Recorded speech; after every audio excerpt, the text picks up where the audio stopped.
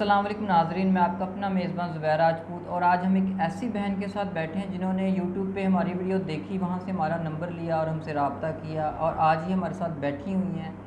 आइए इनसे जानते हैं कि इनकी क्या ऐसी मजबूरी थी जो ये मीडिया पे आने पे मजबूर हो चुकी हैं, क्या ऐसी परेशानी थी। इनसे बात करते हैं और इनसे जानते हैं। अस्सलाम वालेकुम। जी, वालेकुम अस्सलाम। जी बहन, बताइएगा आपकी ऐसी क्या मजबूरी थी कि जो आपने हमें कॉल की और आप इस वक्त हमारे साथ मीडिया पे बैठी हुई हैं। जी, मेरी ये मजबूरी बनी कि मेरी शादी छोटी उम्र में हो गई थी, अच्छा। ठीक है। तो मेरे घर वाले बहुत मतलब गरीब थे, उन्होंने जल्दी शादी कर दी। उन्होंने कहा चलें जल्दी फट से हम फारिग हो जाएँ। उसके बाद शादी हुई है तो मतलब ससुराल में थी। ससुराल के साथ भी बस कहते हैं ना, आपको अच्छा। पता है आजकल क्या जिस तरह का दौर है। तो फिर हम लोग अलहदा हो गए। अच्छा, तो मतलब ससुरालियों से हाँ बनी जी, नहीं आपकी। नहीं, उन्होंने बस थोड़ा जुल्म वगैरह मतलब जिस तरह अच्छा। होता है एक बार। तो फिर मैं अलहदा हो गई। मैं कहा चलें अच्छा। इनका काम इनका उस टाइम ठीक था, अच्छा, फिर इनको दमा की प्रॉब्लम हो गई। मतलब जब आप अपने ससुराल से अलग हुई हाँ हैं जी, तब शुरू का जो हालात थे आपके बेहतर थे। हाँ क्या जी। काम करते थे आपके हस्बैंड?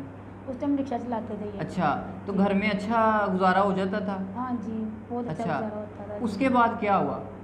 उसके बाद ये भी ना रिक्शे हम्म। चलाते थे तो ये बीमार हो गए, दमा के मरीज़ मतलब। अच्छा, दमे का तो मसला बन हाँ जी, गया जी। दमे का। तो ऊपर से रिक्शा ही हमारा किस्तों पे था। अच्छा। तो ज़ाहिर बात है हमने 2-3 जब ये घर बैठे हैं 2-3 माह इन्होंने फिर किस्तें नहीं दी, अच्छा। रिक्शा वो वापस ले गया अपना। अच्छा, मतलब किस्तें ना देने की वजह से रिक्शे वाले जो जिन्होंने किस्तों पे दिए था उन्होंने वो कब्ज़ा कर ली, वापस ले गए। हाँ जी, हाँ जी, उन्होंने वापस ले लिया। ठीक है, तो फिर जी। उससे आगे आपके घर का गुजारा, जब ज़ाहिर बात है आपके खामद बीमार हो गए, वो घर बैठ गए, रक्षा भी नहीं रहा, तो उसके आगे के जो टाइम है वो कैसे गुजारा किया आपने? उसके बाद इन्होंने कहीं जॉब की होटल में, ठीक है।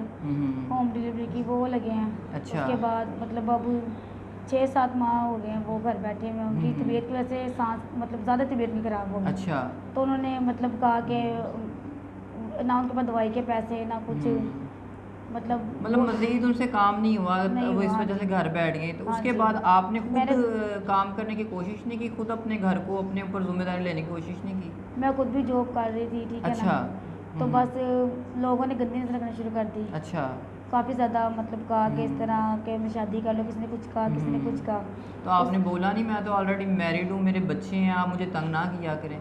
सब कुछ कहा, लेकिन आपको तो कोई मजबूरी का तो सब लोग फ़ायदा उठाते हैं। अच्छा। तो कोई कुछ कहता था पैसे इस तरह हम दे देते हैं आपको, हमारे साथ आओ, जो भी है इतनी उन्होंने बातें की। अच्छा, मतलब आज आपका खर्चा हम अफोर्ड कर हाँ लेते जी, हैं, हम हमारे साथ दोस्ती कर लें। हाँ जी, हाँ जी। अच्छा। तो मैंने ये नहीं किया तो उन्होंने मुझे मतलब नहीं इस तरह किया। उन्होंने कहा नहीं। अच्छा, तो बड़े फिर क्या किया, जॉब छोड़ दी या कर रही हैं? नहीं, जॉब तो मैंने कब की छोड़ दी। ज़ाहिर अच्छा। बात था कि मैं इस तरह कर नहीं सकती थी, बच्चों को हक लाल के मैं आराम की कमाई नहीं खिलानी। अच्छा, आपके खामन भी घर बैठे हुए हैं, आपने भी जॉब छोड़ दी है, तो घर का गुजारा कैसे हो रहा है?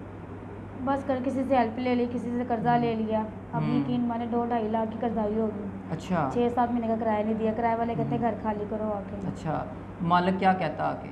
मालिक बदतमीजी करता है, कह रहा है अगर नहीं ना किराया बिल दिया जाए तो जी हमें उसने हमें ये महीने में कहा कि खाली कर दो घर बस। अच्छा, तो मतलब बच्चे धमकी लगाई है? हाँ जी, आपको पता है उन्हें किराए से कर्जा वो किसी गरीब को नहीं देखते हैं। अच्छा, तो अभी आप जैसा कि बता रही हैं कि उधार ले लेके आप इतना ज़्यादा उधार हो चुका है कि अब उधार देने वाले भी तंग आ चुके हैं और वो भी आपको मज़ीद उधार देने के लिए तैयार नहीं है। तो आप मीडिया पे हमारे पास आई हैं, हमारे नाज़रीन से क्या चाहती हैं? मैं चाहती हूँ कि छोटा मोटा कोई कारोबार कर लूँ घर बैठ के, जिससे मैं अपनी फैमिली चला सकूँ, कि जिससे मेरा गुजारा हो सके। अच्छा, कोई ऐसा काम है जो आपको आता हो? हाँ जी, जी। मुझे पार्लर को आता है काम अच्छा। ना। हाँ जी, लेकिन ये है कि वो भी मैं नहीं कर सकती। आपको पता है उसकी भी प्रोडक्ट इतनी महंगी, चीज़ महंगी हो चुकी हुई है कि मैं अफोर्ड नहीं कर सकती। अगर एक पार्लर बनाया जाए तो आइडियन कितना खर्चा आ सकता है?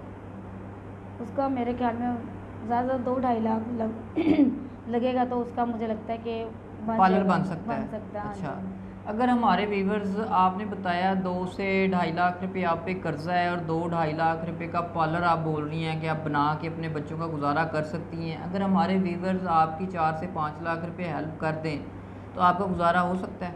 हाँ जी। फिर तो ये है कि चलें मैं खुद भी ज़ाहिर बात है निज़ाम चल जाएगा घर का। बच्चों ये कि बच्चों में बैठी रहूँगी, चारदीवारी में बैठ के काम करूँगी तो मुझे सुकून होगा कि मैं बैठी हुई हूँ बच्चों के साथ ही, और काम को हस्बैंड की भी मेडिसिन डेली हफ्ते की डेली की दवाई भी 400 की दवाई है जो मैं अफोर्ड अच्छा। नहीं कर सकती। तो जी नाजरीन, 24 साल आयशा की आपने सारी दास्तान और कहानी सुनी है, वो मीडिया पे क्यों मजबूर हुई।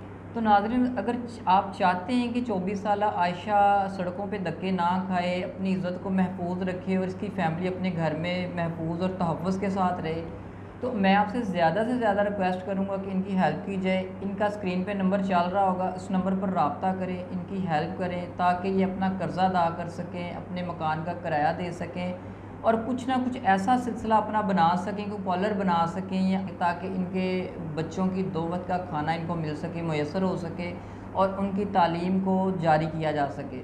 तो नाज़रीन, मज़ीद हमारे चैनल पर वीडियोस देखने के लिए हमारे चैनल को सब्सक्राइब करें, शेयर करें, दुआओं में याद रखिएगा, अपना ख्याल रखिएगा। अल्लाह हाफ़िज़।